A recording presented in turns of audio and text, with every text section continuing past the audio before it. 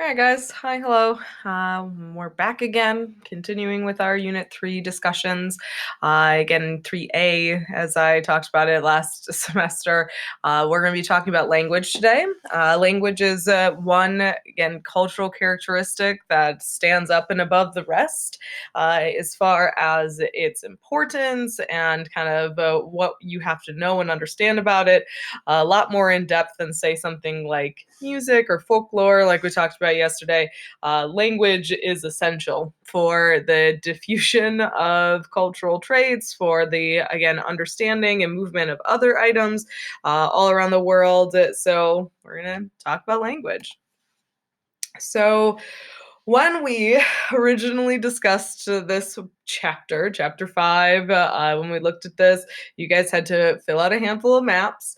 To have easy access to the map, not a bad play. It's going to make your life a lot simpler if there is a language referenced in your FRQs or your exam. Again, knowing kind of the basic breakdown. So as you gather that small resource pile of what is it that you absolutely have to have reference to for the taking of that exam, might want to include this just because it'll be easier for you in the long run than trying to rememorize where the distribution of all these language families are, right? So let's get into all of the basics. Just like yesterday's, again, most of this stuff will be review things. There'll be a couple little add-ons sprinkled in and out, but for the most part, we're going to be covering the basics. So language family, the first one. So this is a group of languages that are related and derived from a single earlier language or a proto-language. Remember that families are the trunks of the trees. The things that connect them below the surface are the roots. So when I talk about a proto-family, that's what I'm talking about. All of the language families that exist have something in common, even though it feels very much not like that. But again, the thing about language families as well is that they developed very long ago, and the differences between each language family are very distinct. They're big differences. They're fundamental things that are the same, but for the most part they're very distinct and different, growing into their own trees.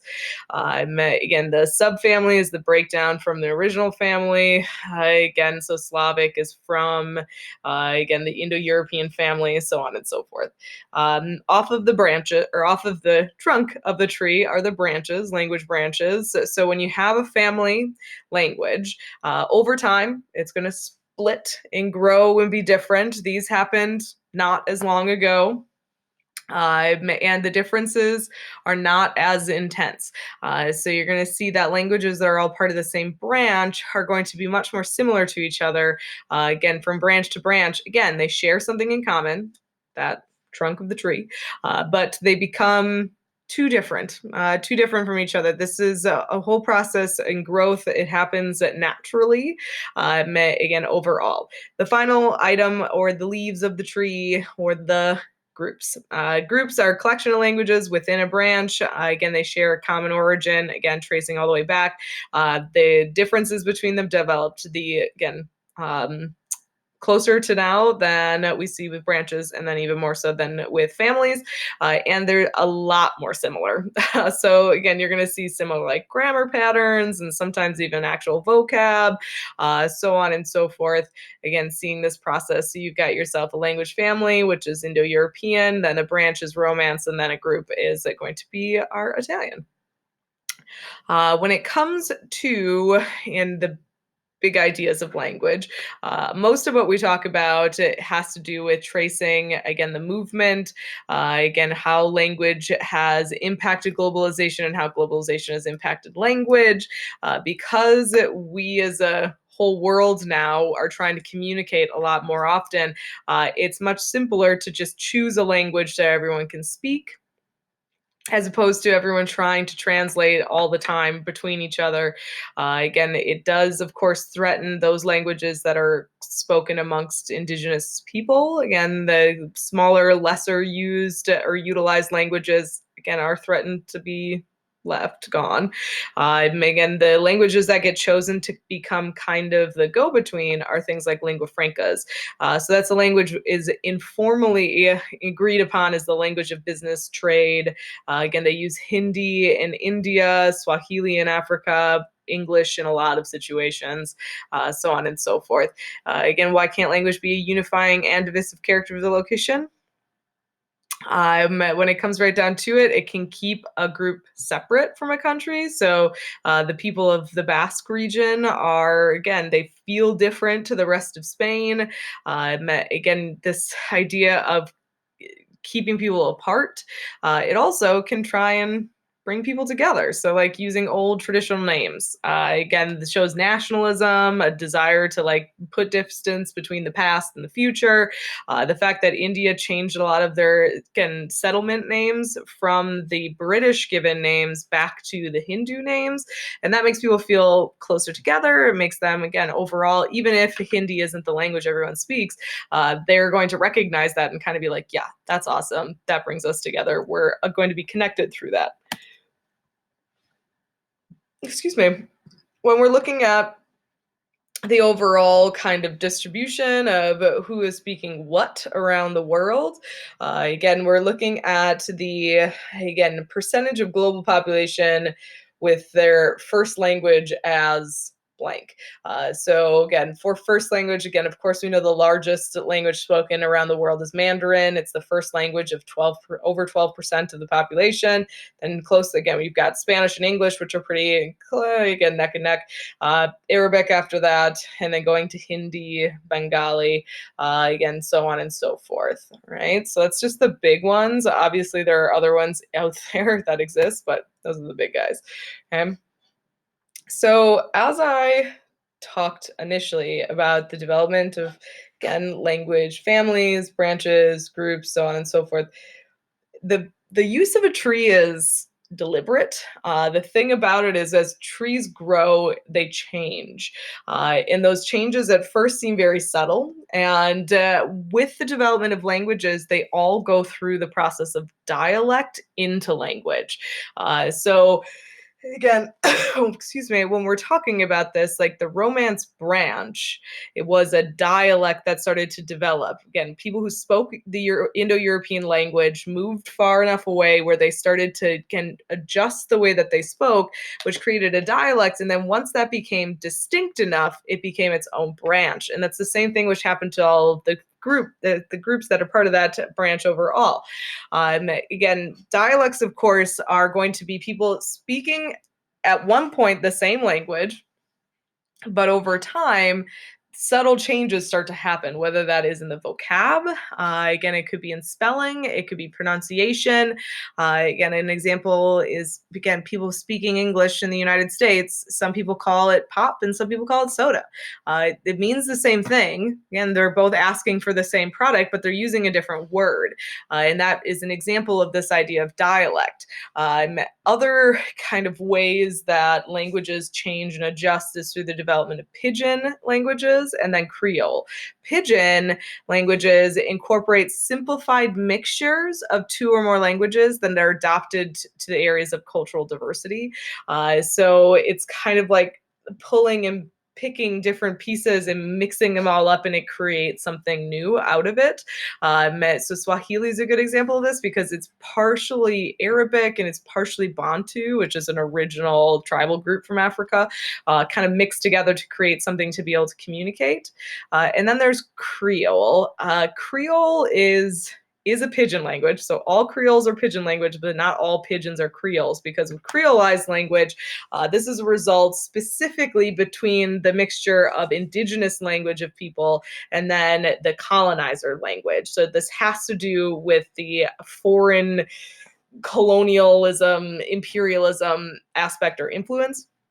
Afrikaans is a good example of this. Again, it's the original South African language mixed up with Dutch, and it creates something, again, after the colonial people had been there long enough, it creates a new language, something that's distinct. Haitian Creole, and a mix together of, again, the Haitian language that was there already, plus that of the Spanish, and then we saw some French influence and some Portuguese. I mean, there's a lot of influences in there. Okay, so we got all those different types and items. So this is a little bit again of I guess a review here is looking at these three different ideas of our dialect, pidgin language, pidgin Creole patois. Again, syncretic language. Again, synchronism. Remember, we talked about this yesterday. Is that sort of like syncing together to create something new? So it's not acculturation because you're not picking and choosing traits. You're picking and choosing words and grammar and other things like that. So it's more like synchronism, where you've got this idea of them coming together overall. Okay. When we look at the idea of languages, one of the big things is the where is it spoken, why is it spoken. So, one theory to kind of understand why Indo European as a family became one of the most widely spoken languages is the two different theories that are out there, the Anatolian theory and then the Kurgan theory. The Anatolian is going to be this sort of migration from the Indian subcontinent, and then that language concentrated in modern day Turkey. Again, this large migration crossed a lot of different places. The Anatolian is the more peaceful approach to this process. Again, sedentary farmers, where they kind of migrated and settled down, and then that language spread from there. The Kurgan theory is the more aggressive one.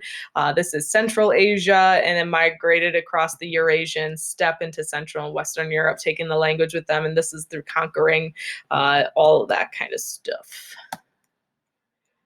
Oh, and that's all we got as far as language goes. Again, it's pretty much straightforward in a lot of ways. Of course, the biggest thing I suppose to be kind of referencing back to is probably having, again, like I said, you can choose how you want to approach this. You could have a language tree. You could have the distribution map. Again, if they do reference language in an FRQ, they're going to be looking for again, the sort of the, I guess, the most likely candidates of what language is being spoken where. So it's the application process of things.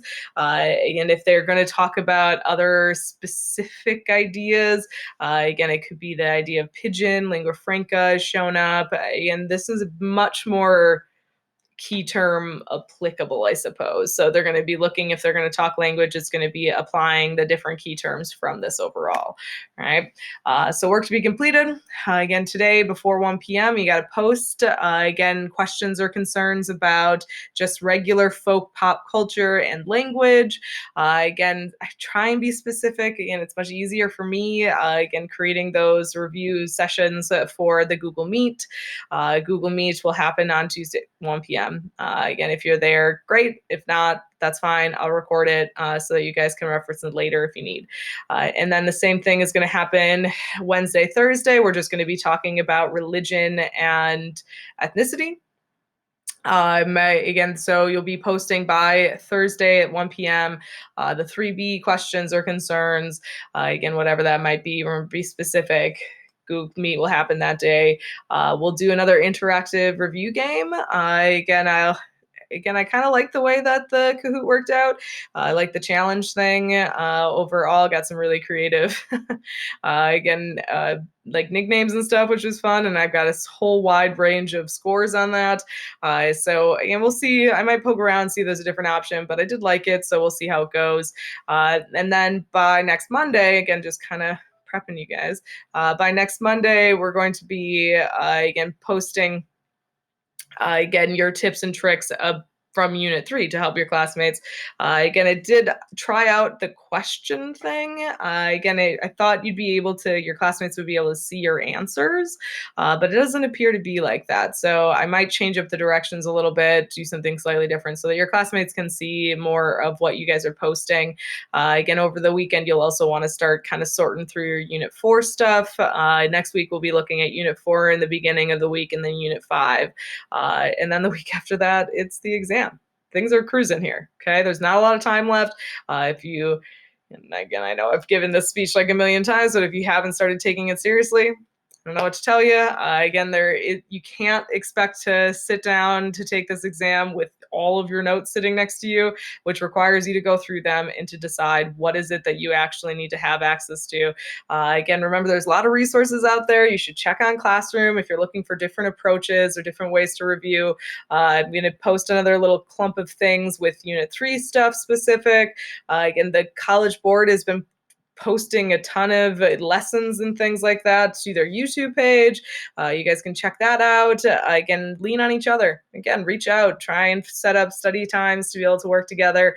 It's definitely a big tip for you guys to be able to be successful here. With that said, we're done for the day.